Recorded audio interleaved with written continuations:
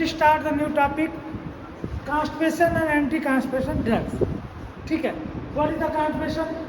The constipation is the accumulation of the hard fecal material in this large intestine, the major problem is dull. But right now also many person also develop the constipation due to their food habit या due to their जो है lifestyle. Okay, the causes are poor water intake, poor dietary जो है habits, and you can say ignore the obstruction या bowel obstruction या any inflammation occurring side of the GI tract. Lack of exercise. Okay, so due to you can use some anticholinergic या narcotic.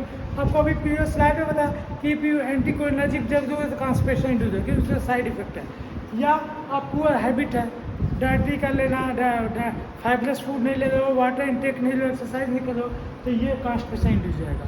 अब इसका pharmacology का non pharmacology non pharmacology drug नहीं लेते, बस अपने ट्रीटमेंट अपने हिसाब से इसको ट्रीट कर रहे हैं. कैसे लेंगे?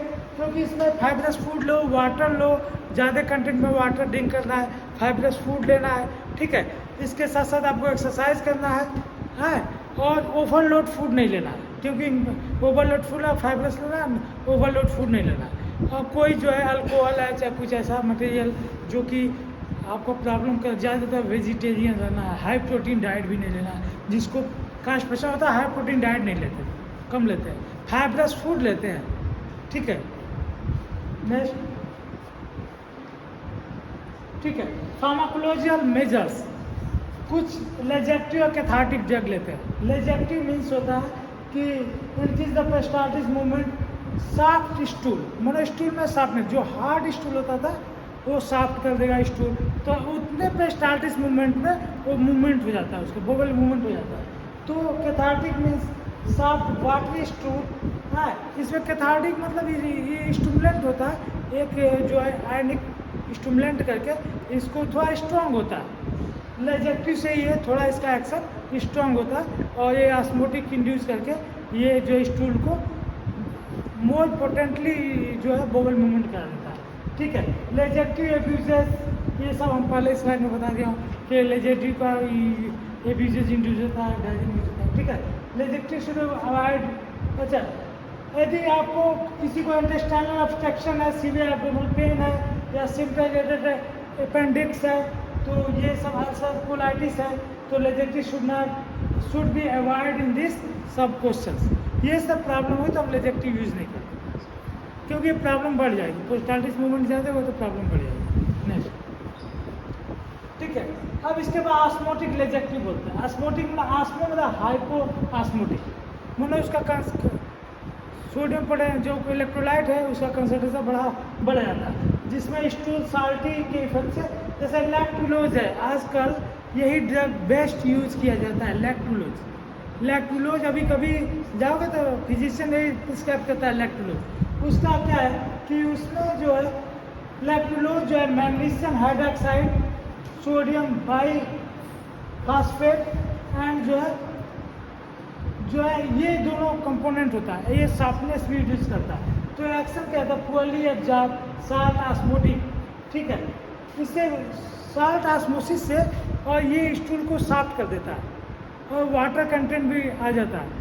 तो ये विदाउट एनी एरिटेंट, मतलब ज़्यादातर लेजेक्टिव आप कैथार्टिक यूज करते हैं तो उसमें एब्डोमिनल पेन भी होता है और जो है इंटेस्टाइन में वो क्या बोलते हैं उसे मूवमेंट भी होता है, उसमें पेन भी होगा, समझ लो, तो उसको उसमें होगा. लेकिन ये जो लैक्टुलोज यूज़ करोगे तो इसमें कोई और पेन होगा, चाहे ऐसा मूवमेंट, कोई प्रॉब्लम नहीं होगा और सॉफ्टली स्टूल मूव कर जाता है, मतलब बोवल मूवमेंट हो जाता है. नेक्स्ट, जैसे ऑस्मोटिक लेजेक्टिव में 3 electrolyte, sodium, magnesium, potassium, use the bowel properly. And जो है इसके लिए से हम क्या होता है कि इसी से ऑस्मोसिस इंड्यूस होती है, क्योंकि साल्ट जो पॉलीइथाइल ग्लाइकॉन है जिसको PEG बोलते हैं, ये क्या है, नॉन एब्जॉर्बेंट है, ठीक है. ये क्या होता है कि नॉन एब्जॉर्बेंट होता है. अब समझ रहे क्या है इसका बेनिफिट क्या है कि नॉन एब्जॉर्बेंट है तो एब्जॉर्ब नहीं होगा, ये सर्फेक्टेंट जैसे काम करता है, तो क्या करेगा कि वह बल्क बढ़ा देता है, बल्क बढ़ाएगा तो बल्क से वो साफ होते हुए जो जो फिट जो आराम से मूवमेंट हो जाता है, बोवल मूवमेंट हो जाता है, जिसे लैक्टुलोज आपको पता है, नेक्स्ट चलो लैक्टुलोज तो बता दिया। अब स्टिमुलेंट वही बताया, स्टिमुलेंट कॉन्ट्रैक्ट लेजेक्टिव, मैंने इसका कॉन्ट्रैक्शन होगा एब्डोमेन में तो पेन इंड्यूस होगा, और एक अलग तरह का पेन इंड्यूस होता है, क्रैम्प जैसे हल्का सा, ठीक है। तो इंक्रीज द पेरिस्टाल्टिस एटेंट सेंसिटिविटी ऑफ नर्व एंडिंग, उसकी एटेंट मैंने एटेंट सेंसिटिविटी नर्व एंडिंग से, जिसके वजह से ये ड्रग देते हैं, बेसोकोडाइल है जिसको डेलकोलेक्स होता है, यही ड्रग देते हैं ज़्यादातर। 10 रुपीज़ की आ जाती है, 10 मेडिसिन है 50 में।